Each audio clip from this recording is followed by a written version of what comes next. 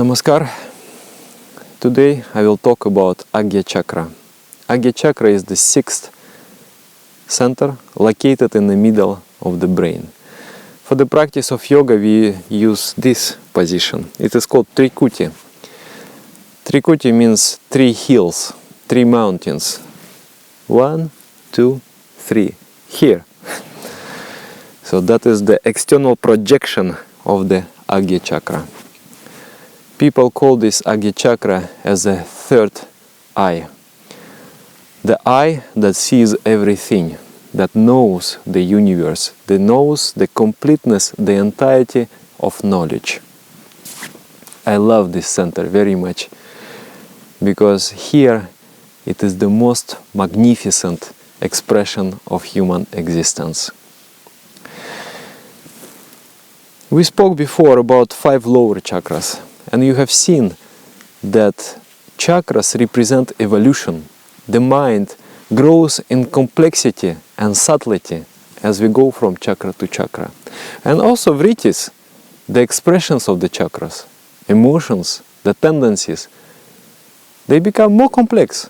In the Muladhara chakra there are only 4, then 6, 10, 12, 16. And here again we come to simplicity.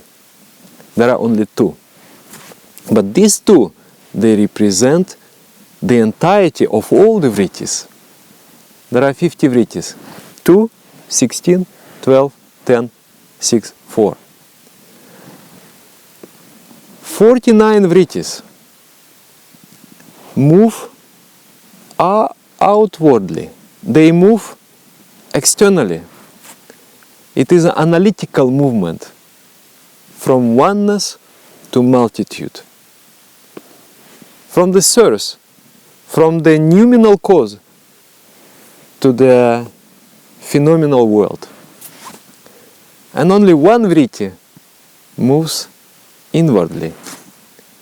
It moves inside, from the phenomenal world to the noumenal cause, to the spiritual cause of existence. So, 2 Vrittis, 2 movements of the human mind. External movement, analytical, internal, synthetic. These Vrittis are called Para and Apara Vritti. Spiritual knowledge and mundane knowledge. What is mundane knowledge? In mundane knowledge, it is common way how we acquire knowledge about the universe. What is knowledge? Is the subjectivation of the external objectivities. Something which was outside, we make it internal. We bring this snow within my mind. I know this is snow. Next time I hear the word snow, I have idea. What is it? So it is subjectivation of the external objectivities. I bring something within myself. And in that process, in that knowledge, always 3 things are there. 3. 1 is the subject, knower, I. Then object, knowable, anything. Snow, birch tree, a bird, a sun, sky, earth. And then there is a process of knowledge. Through 5 sensory organs, through seeing, through touching, smelling, and hearing, tasting, and then through logical inference, by inferring something. This is the process of knowledge. External mundane knowledge. Our civilization discovered so many things through that process. But you cannot possibly discover everything. You cannot have the completeness of knowledge. Because how large is our cranium? How large is our cerebral structure, our brain? It's very small, it's very little. So we can never know everything. The more I know that I don't know. anything. Yet, there is another kind of knowledge which is not based on these three: subject, object, and process. These three become one. Yoga philosophy believes, actually not believes, but it has discovered through practical means, through practical realization, that on some level, on spiritual level, everything becomes one. Now, even the analytical physical science arrives to that conclusion that at some level everything is one. We see so many things, snowflakes, how many of them? Billions of them. But at some level they are one. Atoms, molecules, you and me, we are so different. But at some level we are one. It is believed that cosmic consciousness knows everything, because this world is creation of the macro psychic condition, macro psychic will acting. Or in the simple words we can say that this world is imagination of the cosmic entity. Of course, that thought process runs along the natural laws. We call this natural laws, but it is the system in which the macrocosm creates the world, creates that vast imagination. So for anything to happen, it first have to be reflected on the cosmic consciousness. If you create a picture in your mind, no changes can occur there before you knowing it, before you acknowledge it. So cosmic consciousness knows everything. And everything is one. Your consciousness, your individual spirit, your soul is one with cosmic consciousness. It is very strange. I was thinking, how is it that my consciousness is cosmic consciousness? How is it that the universe sprouts out of me? I am within the universe. How can the universe be within me? It is very strange, because a snowflake is an expression, is a tiny little expression of the macrocosmic consciousness. But at the same time, drop is one with ocean. If we move outwardly, we see analytically, we see so many things. But if we move inwardly, we will see only one thing. Everything becomes one at that level. And when everything is one, then everything is there. So knowledge will be there. So that is spiritual knowledge demonstrated by saints and realized masters, such as Shiva, Krishna, Buddha. And I would like to say also that my spiritual guru Shri Anandamurti, he has also demonstrated that type of knowledge. Because of this, Ajina Cakra was fully developed.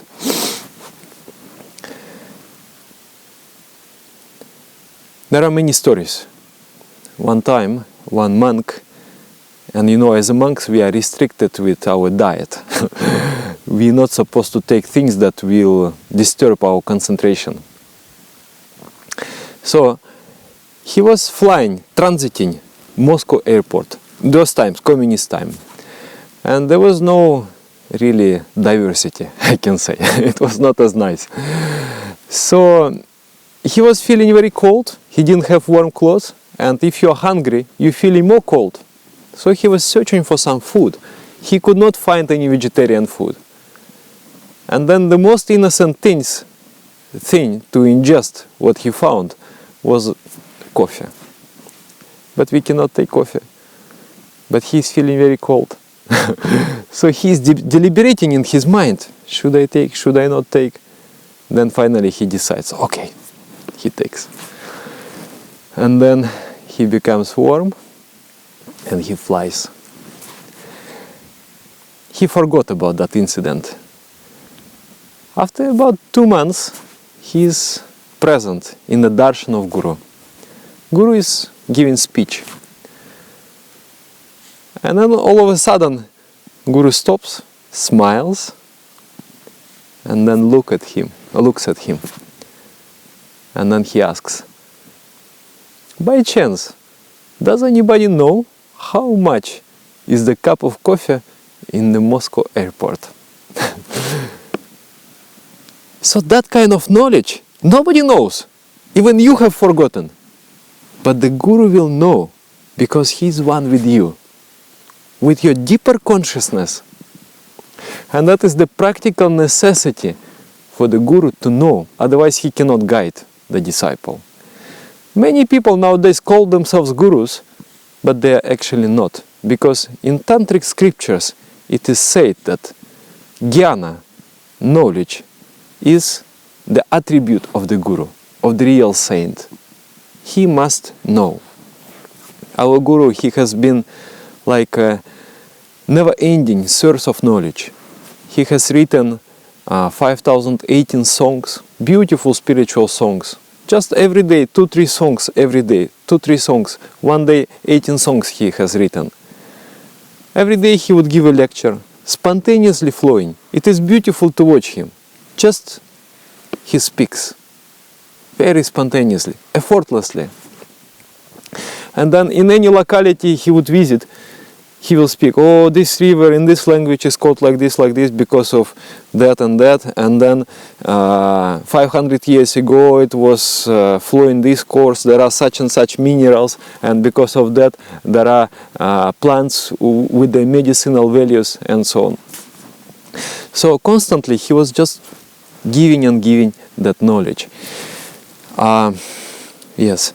So this type of gurus, this type of human beings exists. It is difficult actually to call them human beings because they are expression of divinity. But even if we don't speak about the masters, but about ourselves, normal human beings, still, when we move inwardly, when we close our eyes in meditation, and when we dive deeply into our mind, to the source of our being, to our I feeling, and beyond that I feeling, into very depthness of that I feeling, then that knowledge spontaneously awakens within us. Sometimes I get surprised. How do I know? Because I am not supposed to know. Somehow it comes. Many people, I've seen those who are meditating, spontaneous knowledge awakens in them.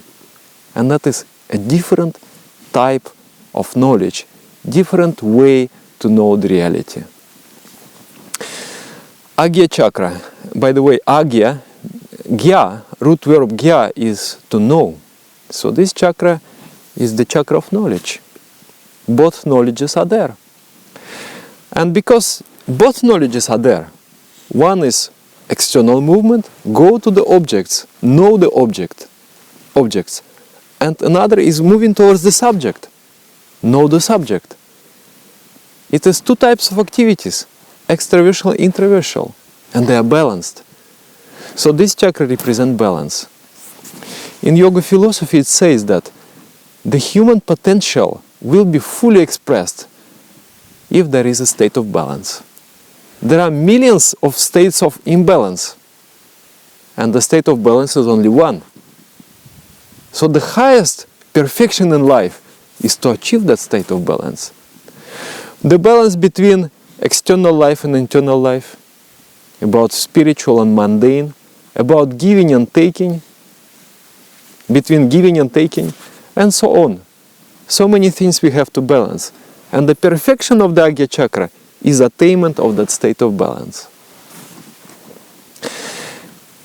Some people think that if you do meditation, you will become spacey, you will become space cadet, impractical person. It is very far from truth. It is baseless, because it is in my experience also, I have seen people who are spacey, who are dreamy, if they start to do meditation, they acquire rationalistic mentality. They will become much more down to earth.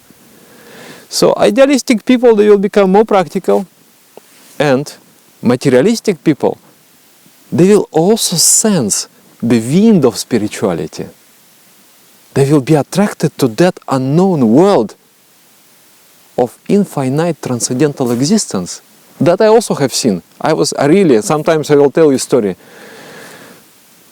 Some people I initiated into the practice, and I thought, why they want to learn meditation? Because they are purely materialist. No spiritual intention. But by practicing, actually they exceeded, they became better than the people with the idealistic mentality.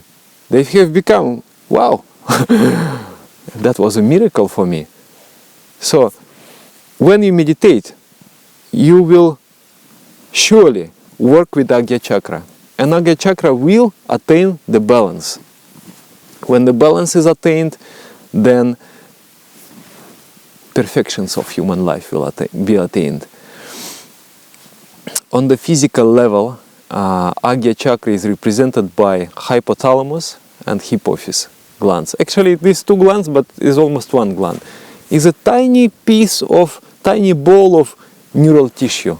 But that tiny ball controls all the functions of the body.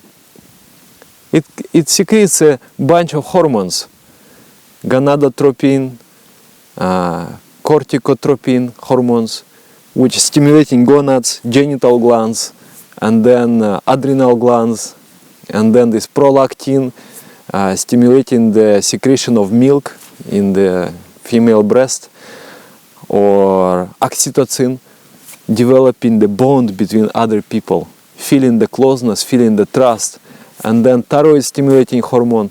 All the lower glands, all the lower chakras are stimulated with this tiny little piece of neural tissue. Imagine the importance of that little thing in your brain. And then similarly, on the spiritual level, on the psychic level, this center controls all the lower chakras. So actually, in some schools of yoga, they believe that no need to do any physical activities, just meditate. Automatically you will develop everything. And yes, to some extent it is true, but it will be longer. So better the practice should be balanced. Physical, mental, spiritual, all processes should be there for the development. But to say, it is correct to believe that if you develop this center, everything else will be balanced and developed. So this is the very, very crucial, very, very important center. How to develop Ajina Cakra? Asanas. Asanas for the balance. Tula Dandasana, balance posture. Garudasana, bird posture. Vrikshasana, tree posture. Then Gyanasana, posture of knowledge. If the person is very uninterested in study, doing that asana, he will acquire the interest. He will like to study. And then Bhavasana. Bhavasana is ideation posture. If you do that, after that asana, you will feel sweetness in your meditation. When this center is getting activated, it becomes easy for you to concentrate. And then also upside down positions, Sarvangasana, rabbit posture, Shashangasana. This will help to increase the blood flow towards the brain and activate Ajina Cakra. And concentration, planning, inventing, all these processes, they involve this center, they involve the brain. So they develop. And most importantly, we need to do meditation. Without meditation, we cannot hope to really properly develop Ajina Cakra. Meditation is the most important. Kirtan also, singing mantra to some extent, because when we sing, we concentrate in this point. Yeah, the yogic processes. So let us follow in the footsteps of the ancient masters, of the gurus and saints who have developed the highest human potential, let us also develop our Agya Chakra. At least let us experience a little of that special way to know reality. Let us experience a little of that feeling of oneness and bliss of that oneness, because we really acutely feel our imperfection. We want to become complete. And when you become complete, it is bliss. It is blissful. It is the meaning of human life, to understand that. So that is about Agya Chakra. I hope that I spoke everything about it. Of course, everything cannot be spoken. In the next session, we will talk about Sahasrara Chakra. If Agya Chakra controls everything below, Sahasrara Chakra controls Agya Chakra. We will speak, this is the king, and that is the king of kings. King of the king. Yes, thank you very much. Namaskar.